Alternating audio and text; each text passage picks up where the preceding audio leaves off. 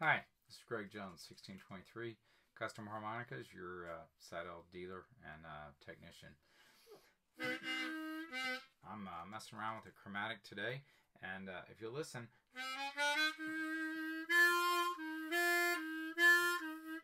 kind of a weird sounding note there, and I don't really know. I don't know what's going on, but we can't really have that if you listen to it again.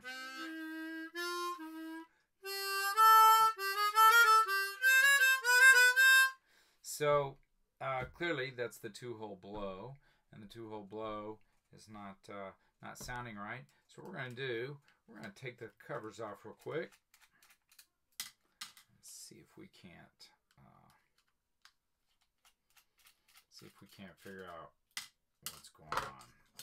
It's just kind of the nature of chromatics. They can be stubborn sometime. We just have to learn how to kind of check them out. So I'm looking at the valve at the top plate, and I don't see anything that's really that obvious. And I'm looking at, my first indication would be to look down at that reed, and I know it's kind of hard. I'm going to adjust the camera here just a little bit. My first inclination would be to look at that reed and see if there was something obvious there, and I can't really do that. So the second thing I'm going to do, I'm going to put a probe through there and see if maybe just popping that reed a little bit, see if that would help. Well, that didn't help either, and in fact, it looks like it even got worse. So I think what we're going to have to do, we're going to have to break this thing down and take it apart and just see what we can figure out. So I'm going to turn the camera down again. And if you know me, I like to work over a napkin frequently. Let me get this camera adjusted. And I do that because it keeps my parts from bouncing. So anyhow, what we're going to do here real quick, we're going to take this apart. I'm using a posi drive screwdriver. Many Seydels will use a posi screw. Some are transitioning to standard Phillips, but if you're going to do any kind of work on it, you need a posi drive screwdriver. So anyhow, we'll get this thing taken apart, and we'll see if we can't figure out what's going on here.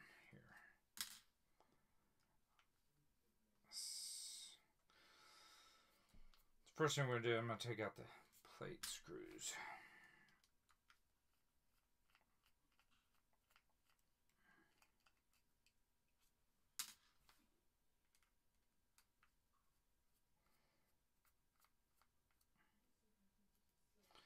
Now, this screw right here is actually a standard Phillips head. That's our mouthpiece screw.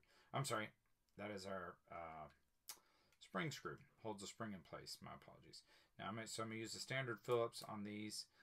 You could probably get away with using a posi now and then, but you know, you're better off doing it. See there, I dropped that screw. You're better off using a standard Phillips. Okay, now I'm going to remove this one. Now this behind it or underneath it, this is what secures the mouthpiece or the spring. I said it again, so we want to be very careful as we pull this plate off, because we want to make sure that spring doesn't pop out, and it will pop out if we don't do this right away. So what I'm going to do is I'm going to set this screw right back in there, and really if you just set it in there, it'll usually hold that spring in place, but I'm going to take the added step and actually just screw it down a little bit into the plate there. All right, I'm going to set that aside. Now let's see what we can figure out. Why is it that our...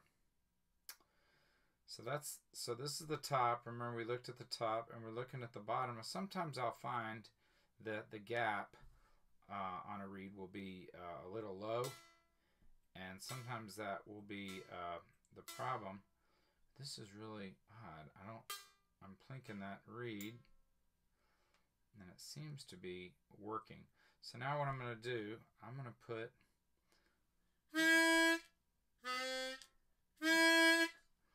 Okay, well, I put it up to my mouth and played it, and this is kind of the way things work. Sometimes you get it all taken apart, and you just plink it a couple times, and it works. And that's just kind of the nature of a chromatic. While I'm at it, though, I have noticed, once again, that sometimes this gap will be set real low, and they do that, you know, so that's what produces a really clear tone. It's not absolutely necessary on a chromatic, though. We can open it up a little, give us some safety room. And I'm going to plink it a couple more times, make darn sure that we have it right. And then what I'm going to do now, I'm going to pull this spring out, or I'm sorry, pull this screw out. Once again, we're going to be very careful keeping that spring in place. When we put our plates back on, we'll be really, really careful that we are lined up, okay? And if we don't do that, the reason this is important is because if you line this up and it's not centered correctly, when you clamp down, you're going to mash the valves, okay? And you're going to damage the valves. See it all the time. So just be real careful. And the secret to that is just making sure the holes line up. The holes line up, you're good.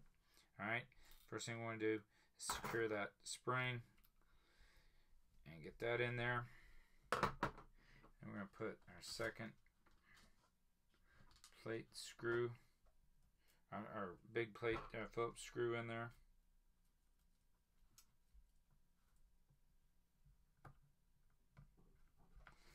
Now, this is just a tip in my experience. The next screw that I will put in will be this little brace, cover brace screw. I do that in case I get distracted, or if any reason I decide to turn the harmonica over, then it'll have something that's sitting on as is happening down there. That's the order I do it. Works for me. If you have another way to do it, or have a better attention span on these things, go for it. Okay, I'm going to stop talking, and I'm going to put all these screws in and speed up the video.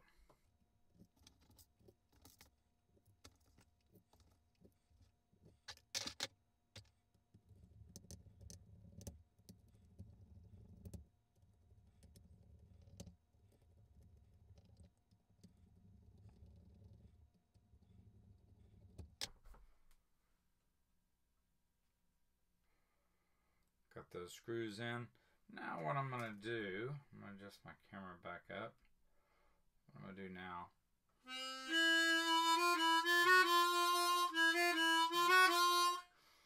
And there we have it. I got that thing fixed. So now I'm going to put the covers on. I probably should have tested that before I put the longer screws in. That probably would have been the wiser thing to do. I was fairly confident that it was fixed. Anyhow, so now I'm going to put the covers on. These screws here are standard Phillips. And the way I like to do that, put the barrel in. I call it the barrel. That's the female side. In first, hold it, and then screw down just like that, and flip it around to the other side, and just be real careful when you're doing this. When you're putting these covers on, you gotta be really careful, because I see it all the time. Guys will put the covers on and they'll clip those valves or parts of those valves and mash the valves or ruin them. You just have to be really careful when you're doing this, but you have to get comfortable doing it, because it's just a requirement of being a chromatic player. And the better the chromatic, the more little minor problems you're going to have like this. It's just the nature of being a chromatic player. Anyhow, so I got those covers on. Let's see what we get.